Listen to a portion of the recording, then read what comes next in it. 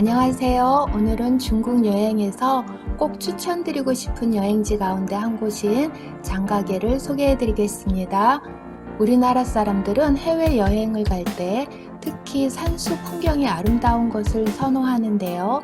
그중 여행을 다녀와서 만족도가 가장 높은 곳 중 하나가 바로 중국의 장가게입니다.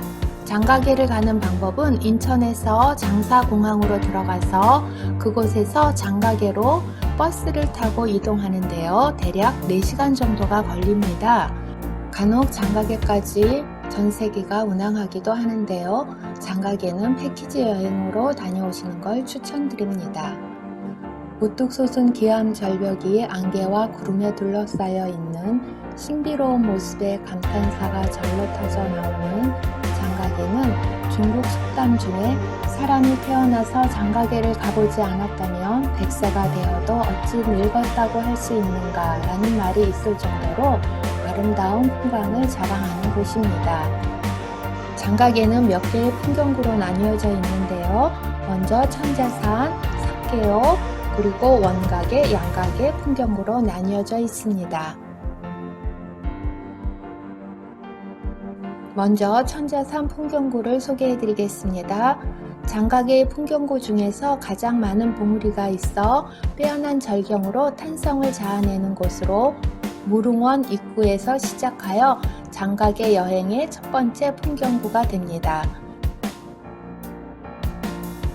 먼저 하룡공원입니다. 천자산 풍경구에 해발 1200m에 있는 공원으로 이 공원에는 6.5m에 이르는 하룡장군의 동상이 서 있습니다. 이곳의 풍경은 어플봉입니다. 봉우리가 마치 붓을 꽂아 놓은 듯 하다고 해서 붙여진 이름입니다.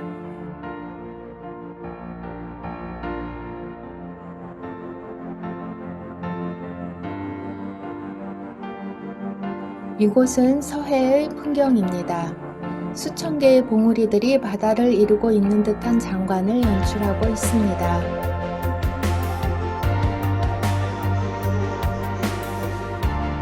선녀헌화입니다. 산 봉우리의 모양이 마치 꽃바구니를 안고 있는 선녀의 모습과 같다고 해서 붙여진 이름입니다. 다음은 삭개옥 풍경구입니다. 삭개옥은 안개가 가득한 산촌이라는 뜻으로 그만큼 구름과 안개가 많은 곳입니다. 이곳의 볼거리로는 심리화랑, 황룡동굴, 그리고 보봉호수가 있습니다. 이곳은 아름다운 보봉호수인데요. 보봉호수는 산 위에 댐을 쌓고 물을 막아서 만든 인공호수로 30분 정도 유람선을 타고 호수 주변의 아름다움을 둘러볼 수 있습니다. 유람선을 타고 도는 동안 중간중간에 토가족 원주민들이 나와서 그들의 민요를 부르기도 합니다. 다음은 황룡동굴인데요. 황룡동굴은 수직고도 160m, 동굴 길이는 15km로 이미 개발되어 있는 면적이 대략 6만 평에 달한다고 합니다. 동굴 안에는 수많은 기이한 형상의 종류석을 감상할 수 있습니다. 이곳은 심리화랑인데요. 심리에 걸쳐 아름다운 풍경이 펼쳐진다고 해서 심리화랑이라 이름이 붙여졌습니다. 모노레일을 타고 가면서 카르스트 지형의 인상적이고 아름다운 풍경을 감상할 수 있습니다. 다음으로 국가산림공원인데요. 이곳은 우리나라에서 원가게로 더 잘 알려져 있는 곳으로 장가게 국가산림공원은 1982년에 중국 최초의 국가급 산림공원으로 지정되었는데요. 이곳은 양자강 유역에 5,000년 전의 자연환경이 그대로 보존되어 있다고 합니다.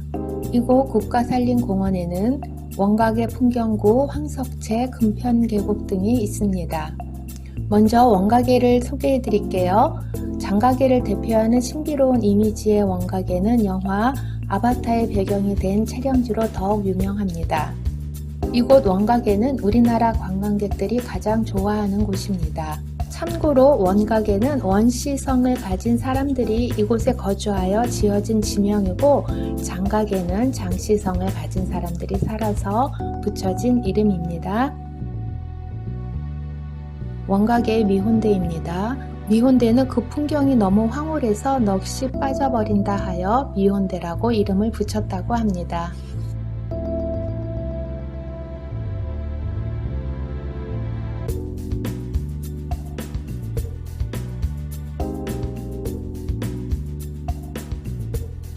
이곳은 천하제일교인데요. 아찔한 절벽을 연결하는 자연적으로 형성된 다리입니다. 천하제일교는 천생교라고도 하는데요. 거대한 봉우리 아래에 구멍이 뻥 뚫려 있어 마치 다리를 건너는 것처럼 되어 있어서 조금 떨어진 곳에서 바라보아야 멋진 풍경을 제대로 감상할 수 있습니다. 이곳은 금편계곡입니다. 금편암을 비롯해 여러 모양의 봉우리들을 감상할 수 있는데요. 황석채와 천자산 인근에 위치하고 있습니다. 길이 험하지 않고 평탄해서 트레킹하기에 좋은 코스입니다. 대략 2시간 30분 정도 걸리는 코스이지만 계곡의 물소리와 우거진 숲 그리고 눈을 들어 올려다보면 아름다운 풍경들이 펼쳐져 있어서 지루할 틈이 없이 트레킹을 즐길 수 있습니다. 다음은 천문산을 소개해 드릴게요.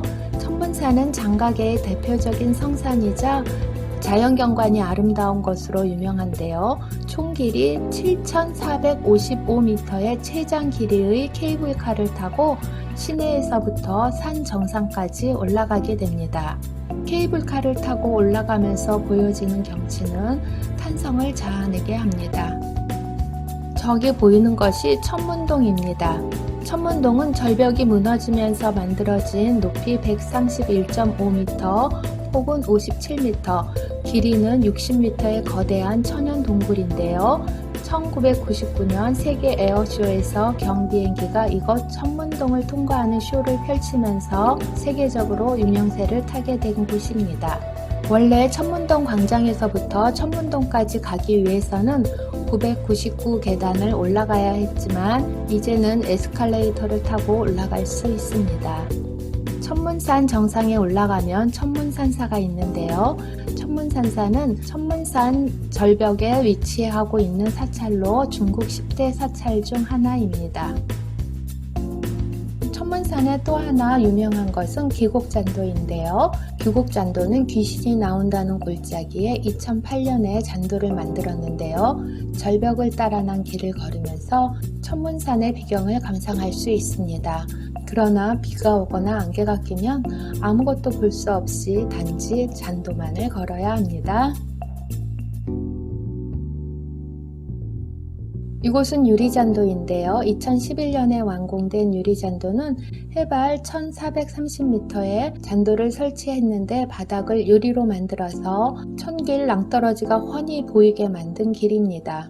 이 길은 통천대도인데요. 99개의 구리가 있는 구불구불한 길로 천문산에서 시내로 내려오는 길입니다.